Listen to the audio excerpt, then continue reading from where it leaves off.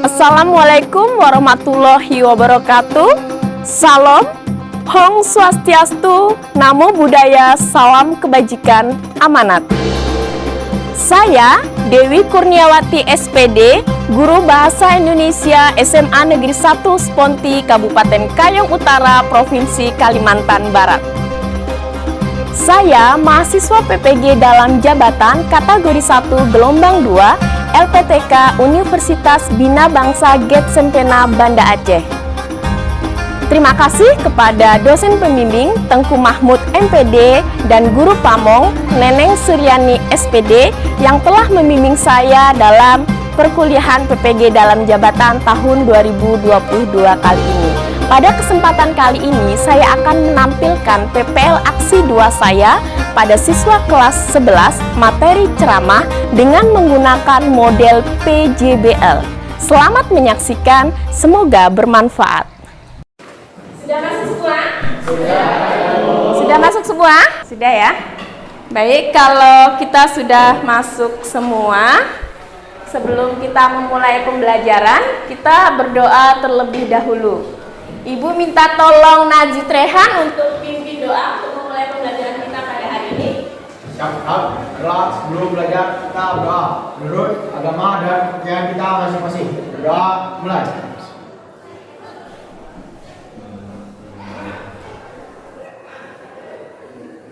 Doa selesai. Terima kasih Najib Rehan. Selamat pagi anak-anak Ibu. Selamat pagi. Yes.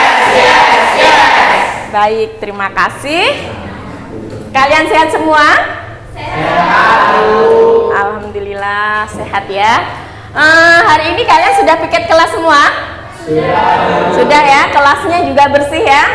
Bagus, kalau seperti ini menyenangkan pembelajaran kita. Ibu masuk, kelasnya bersih, karena kebersihan itu adalah sebagian dari iman. Jadi kita memang harus selalu menjaga kebersihan kelas, menjaga kesehatan kita, karena itu adalah bagian dari iman. Sebelum kita memulai pembelajaran kita, masih ada yang ingat nggak pembelajaran kita pada pertemuan sebelumnya itu tentang apa? Masih, Bu. Masih ya? Masih ingat? Masih, Bu. Nomor 2. Iya, Bu. Nomor 2. Baik, nomor 2 ya. Baik, nomor 2. Silakan dibaca. Waktunya 30 detik ya, harus segera ya.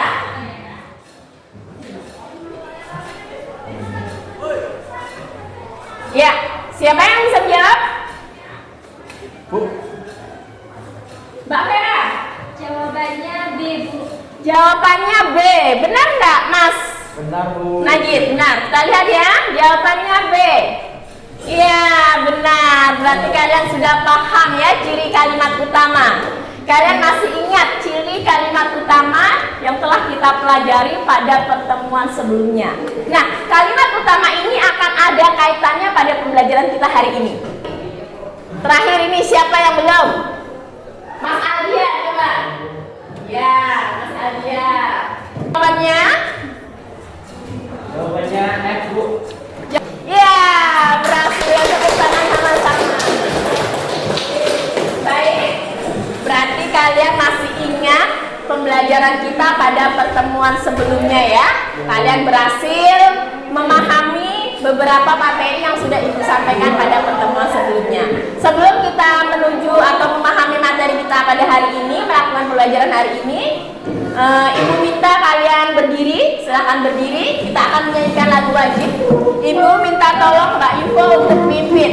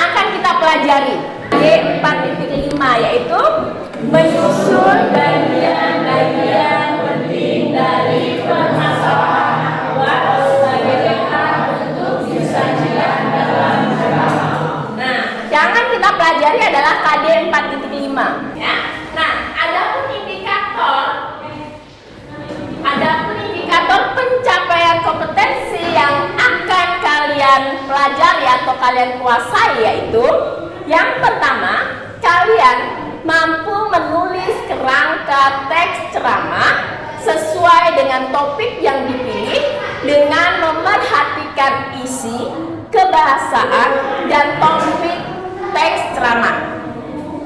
Yang kedua, kalian mempresentasikan, menanggapi, dan merevisi kerangka teks ceramah yang sudah disusun atau yang telah disusun.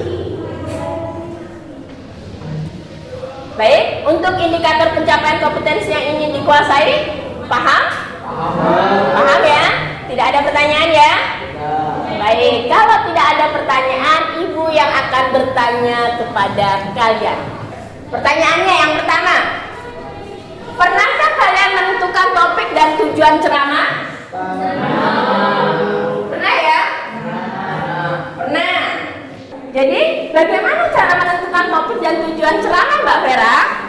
Salah satu cara yang bisa digunakan untuk menentukan topik ceramah itu bisa dengan kita membaca berbagai berita yang mungkin ada di televisi atau koran.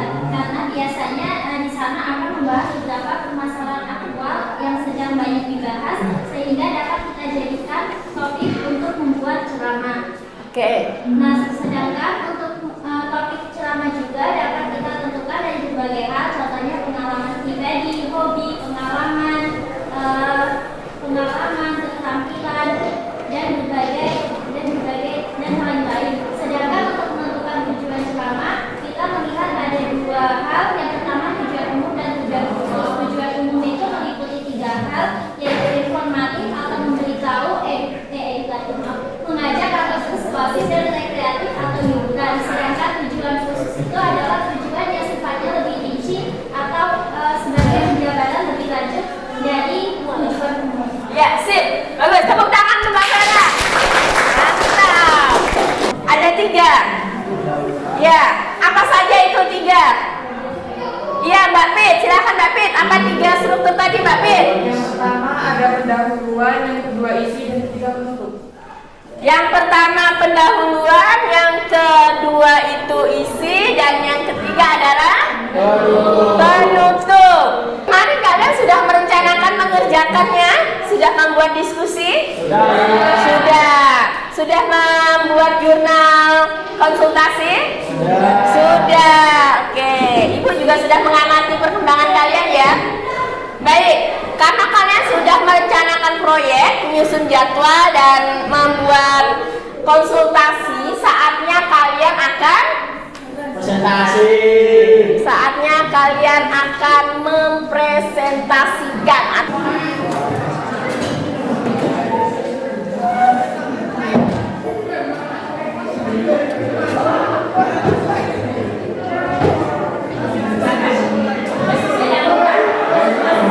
Assalamualaikum warahmatullahi wabarakatuh. Waalaikumsalam warahmatullahi wabarakatuh. Oke, selamat pagi dan salam sejahtera buat kita semua. Pagi. Perkenalkan, di sini saya bernama Bapak Yuda Setiawan dan rekan saya bernama. Dan saya Vera Mutias. Oke, tanpa berlama-lama lagi, langsung kita masuk ke materi aja ya.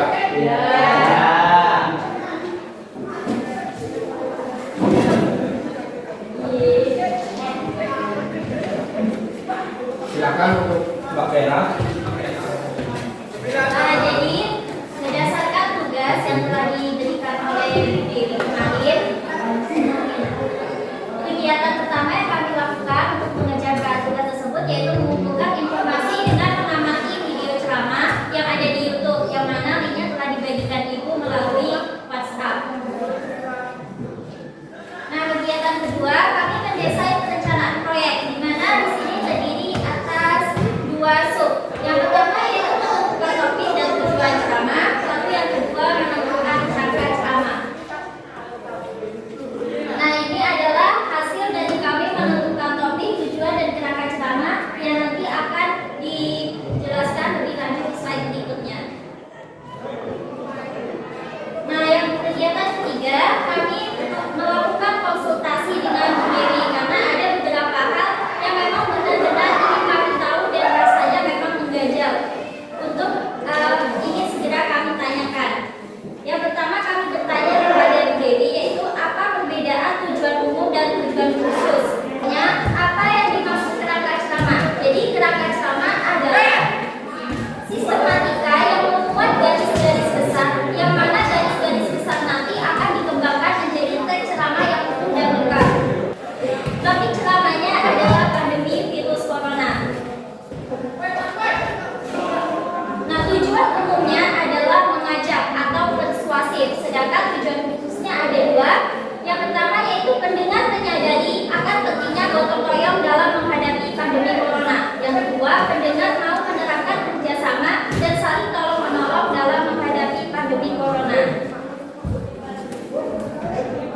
Nah, kerangka ceramah sendiri terdiri atas 3 bagian. Yang pertama yaitu pendahuluan, yang kedua isi, dan ketiga penutup.